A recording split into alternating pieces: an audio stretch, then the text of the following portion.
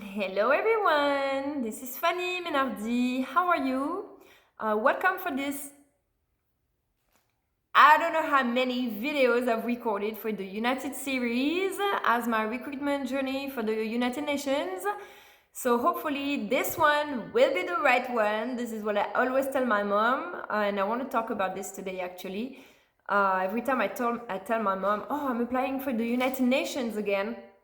This one is the right one. This time is gonna work. And just like, yeah, okay, whatever, if you say so. And I think it's so sad to not find the encouragement or not to find people who believe in you, mostly from your parents or your friends, the people who see you, who know you, who see what you've done, how I've traveled all around the world and how nobody took me down. Even during my divorce, I'm still here standing despite the terrorism. Of course, if they don't believe you, they can't really realize what you went through. And these people don't believe in you, and I really feel that it's because they don't believe in themselves and they want to take their own failure or the fact that they gave up on achieving big things in their lives and they want to make it normalcy so they don't feel bad about themselves. And this is not in a mean way. They don't realize they're consciously doing this, but they want to take failure as normalcy and criticize the leaders. Oh, they're doing this, doing that. So I'm telling my mom, right now with what's going on in the world, the UN, they're recruiting a lot of people. They need us because there is so much corruption with the weapon armament, the weapon industry and the weapon trafficking in Europe, in Middle East, the wars, the destruction, like the poverty is like, there is so much. They're recruiting, they need help.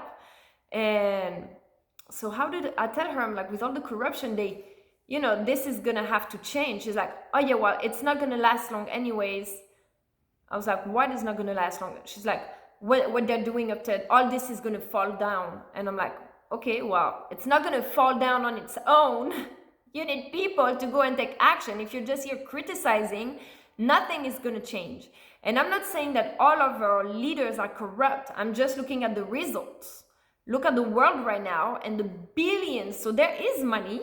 Everybody talks about debt, but there is actually money. If they're able to send billions of dollars and billions of dollars every day, every week to Ukraine or to whatever causes that they have, there is money, right? And the result is escalation of war, more death, more poverty. So what are they doing with the money? I don't know who was the head of that. That person needs to be fired.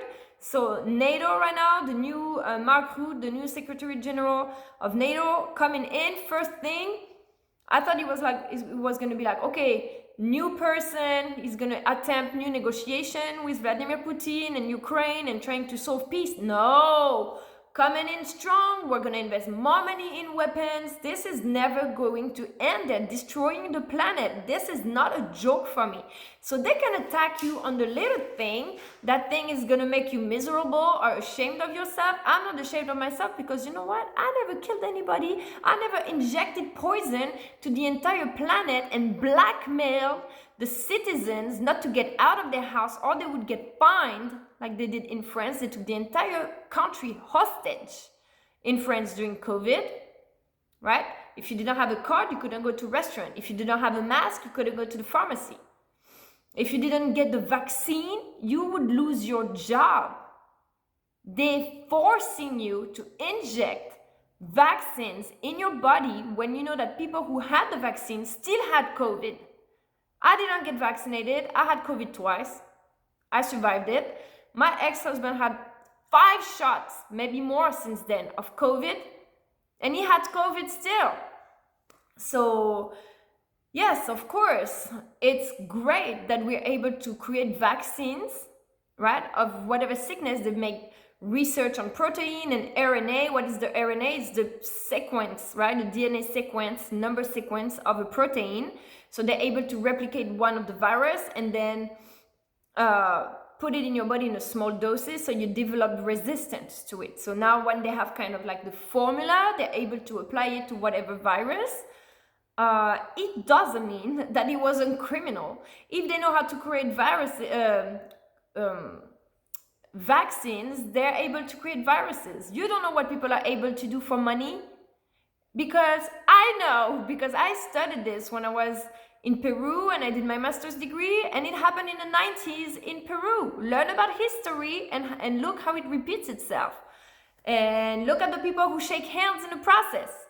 In Peru, in the 19th, Fujimori, they launched this free vaccination campaign after a report from the IMF, the International Monetary Fund, that declared there was too much poverty in Peru. They needed to solve the problem of poverty. So what did they do? They killed the poor, which is they targeted the communities of indigenous people, right? Offered a free vaccination campaign, and while they had all these women come in, they, two birds in one stone, they sterilized them forcefully against their consent. They blah them, just like when you have a baby, because I have a baby and I went to the doctor and they twisted my brain left and right to make me feel guilty if I wouldn't vaccinate him.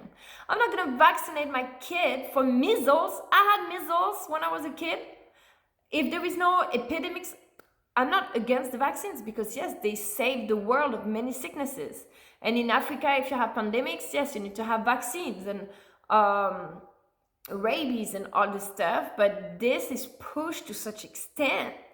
They want to vaccinate you for everything. The flu, really? Like they want to inject stuff in your body just for profit. They don't care about the health. They make your body weaker, because then you're not immune to anything and you're constantly sick and more sick. I know, because we're always sick here in America. Why? It's what they put in the food. All the pesticides and stuff that they put in the food. It's what you have in the air. Every single week, I have chemtrails. Since I moved to Jacksonville, I see chemtrails in the sky. That's cute. They make me some 1111s in the sky. They make me some pentagrams in the sky. That's cute, but it's still throwing chemicals in front of your face, right above the schools, the kids. And then you're sick, and then you go spend your money or your insurance money to the doctor and the pharmaceuticals.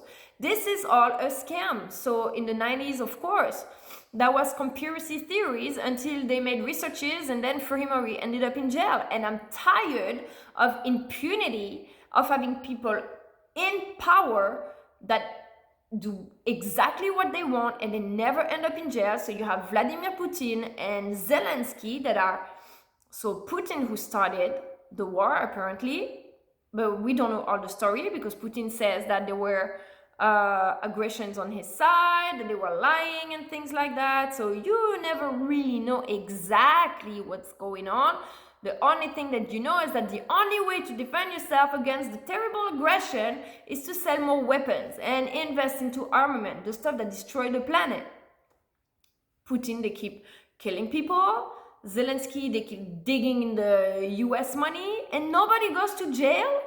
And now the new NATO Secretary General is talking about investing more money in armament, and nobody goes to jail, and kids are dying. And the other guy, Netanyahu in Israel, all his entire country is being destroyed right now. People are killed, and he's still in power? What in the world? What kind of leaders is that? What is the point of these organizations? The FBI, the CIA, the military, the NATO, the United Nations? This is when we have to investigate and put people in jail, or at least take them down the power and put new people who can try something new or a lie. But that is unbelievable to me that we're just letting it happen, okay? And of course, I've been victim of terrorism as well, and I know that sometimes it just falls on you and you're innocent and you have to deal with the consequences. I've been treated like a criminal for 5 years, put in jail for being a victim of terrorism, so I know exactly what I'm talking about. But then you have to surround yourself. So this is why I want to come back talking about mentors. And so as I keep promoting, even though I didn't like the way they treated me, but I still think it's so important to have mentors and to publish the book and to publish these mindset and this solidarity that we have with the network online. Because if you turn to the people next to you, they're going to just tell you to let other people decide for you. And I've never been okay with that. And The mentor, Tony Robbins, Dean Graziosi, Elon Musk, by his own example of how he had this company, had to struggle so much with SpaceX and Tesla, with the cars blowing up at the beginning, the rockets blowing up at the beginnings and stuff. He still kept going, and I think more Americans and more French people, this should go to France as well, need to understand that you have to keep trying and don't let other people decide for you. If you have a good idea, mostly the new generation, we have good ideas, and we can't be raised in a world where violence is normalcy. I can't stand it. And I want to hear that governments are going to jail because they've been trafficking weapons and there's people dead. Imagine if that was your kid. Okay? The bombs, and here my kid has got pneumonia or bronchitis. He's always constantly sick. It's either the pesticides in the food or the chemtrails, the pollutions from the rockets. That's not funny to me. I don't take it lightly. That's criminal. And it's little, the bigger the better, you know? Little by little, the invisible. Now we're on chemical warfare. So I think COVID was criminal, and the facts are, if you're at the head of the European Parliament, all of a sudden there is a global pandemic, and boom, we're gonna offer you the vaccine and making obligatory for everybody. That's suspicious. And maybe they're heroes. They had to react fast, okay, to offer solution and contain people so it doesn't spread. Okay, that's just really weird the way it happened. You know, but this is past, but we don't want to repeat the past. It was the same pattern. The first thing you learn when you study international negotiations, master's degree of international negotiations, the first thing you learn is a little book called The Little Treaty of Positive Manipulation, right? How to do marketing, how to sell your thing in a way that's gonna make people say yes, okay? So if you know you're selling, like my mentor would say, you know, if you know you're selling something and people are not getting it, you're doing them a disservice. You should almost force them to get it if you know it's gonna improve their lives, right? But not everybody is selling stuff that are good for you. I'm telling you, in a few years, they're gonna seek people out that didn't get the COVID vaccines for their DNA to reproduce, to have pure DNA in the new generations. So my ovals will be very expensive. But what was I gonna say? The manipulation technique. So the manipulation technique, one of them is called fear and relief. Fear and relief. Give bad news or instill fear and then offer the solution. For example, there was something that was stupid, but they're putting a paper on your car, right? They're putting a paper on your car, so when you get to your car, you think it's a fine, it's a ticket. So you run to it and you have force to get it on your face because you think it's a ticket. And then you see it's a commercial like, relief, what is this? So now you're in a good condition to accept what they're trying to sell you. And it's exactly what they did with the COVID. Did you look at the stage first? It was, there is a global pandemic coming in, but don't worry, we're safe. A week later, there is a global pandemic, but it's coming in at us really quickly. Like, you know, we should be scared.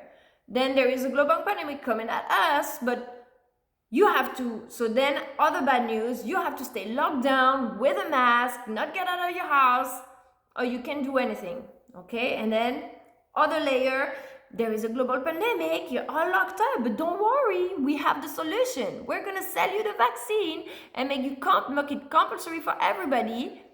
So now you have the vaccine, you can go out again. But you're still gonna get COVID, but it's not gonna be as bad. Ways to prove that, we don't know, but they're telling you that, making millions out of it, and we have to swallow the pill. I'm sorry guys, I don't buy it. And they're doing the exact same thing for NATO now. And that's what rang the bell, because you're like, okay, I'm gonna give you the benefit of the doubt. They were heroes, they tried to save us. You're against or in favor of the vaccine, that's your own opinion. But now they're repeating the exact same pattern and shaking hands right in front of your face, big smile, and I'm like, there is a war, the attack, what was it, the horrible attacks from Russia. We can't stop them, but don't worry, we're gonna sell them missiles. Don't worry, we're with Ukraine and we're selling more missiles, and it's been 2 years and they're selling and they're selling. And we let them be. Not under my watch. I'm telling you, I can't wait to go work at the United Nations. And I'm not there. I'm there to make, I want to first, before I even start working, I want to file. I'm going to investigate every single person that we're working with. I want to know what they've done before, who they worked with. I want to see their bank account. Where do they get the money? Where did the money from the missiles go and cycles back to? And then when we trust each other, we can partner. But so I can't wait to just start digging in those files and start trying to open partnerships with Russia, the people that no one wants to talk to. And unfortunately, sometimes it's just like a divorce. Sometimes you have to have difficult conversation. But if the outcome for us, the outcome was our son, okay, so we had to have the conversations. And now maybe you the guys don't like Russia, but the outcome is that we stop killing people. You don't have a choice. You need to go and negotiate the peace. And for Israel, it's different because it's not one leader that decides. In Israel, it's entire communities that are fighting against each other. And now, after what has been done, the hate is so big, it's just never going to stop. We have to go and find the terrorists, like Obama did, like Trump did, when there was terrorism in the Middle East, and solve it, but then stay there and make sure this doesn't happen again. So yes, that's my interview. That's my plan. First off, for the emergency, it's an emergency that we come and help the United Nations. So I would be honored that you trust me for that, and so I could manifest this network that we build online and make it benefit now the world with everybody that's being set in power at different strategic points. And my other plans would be the removal of nuclear weapons, working with embassies worldwide to start making lists. I'm pretty sure we already have lists, but inventory of all the nuclear facilities and the nuclear weapons.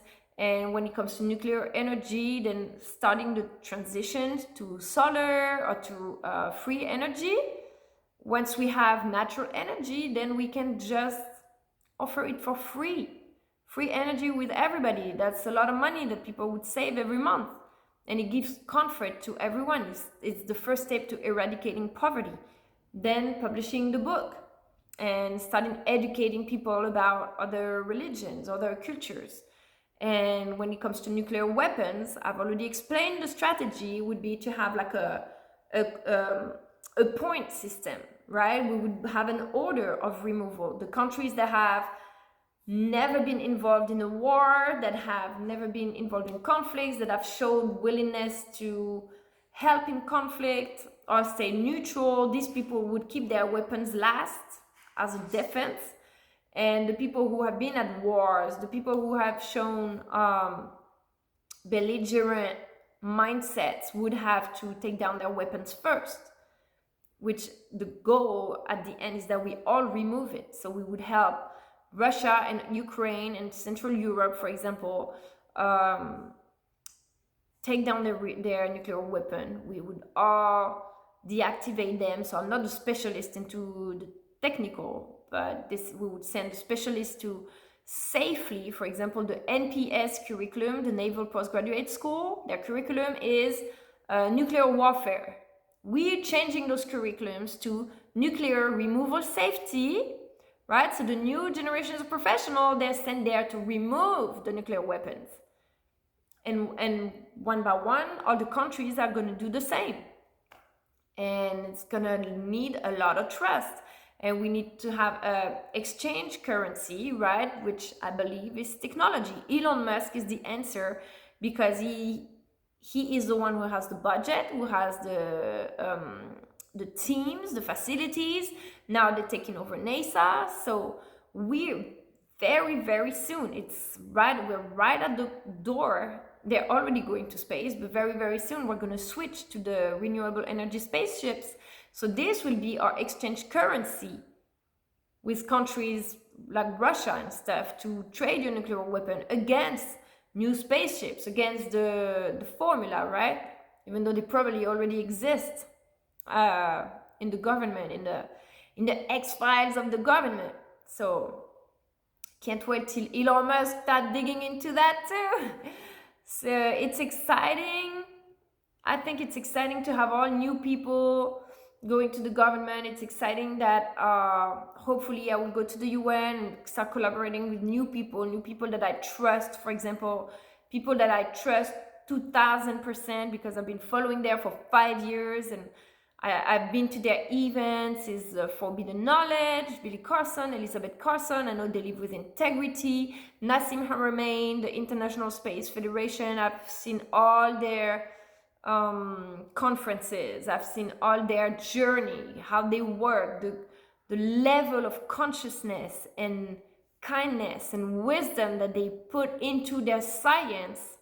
You know, these are the people that need to have the keys to the world because they're trusted, they've been voted by the network, they've never stopped. They're actually there in Geneva now, so we're everywhere in America, we're in Europe.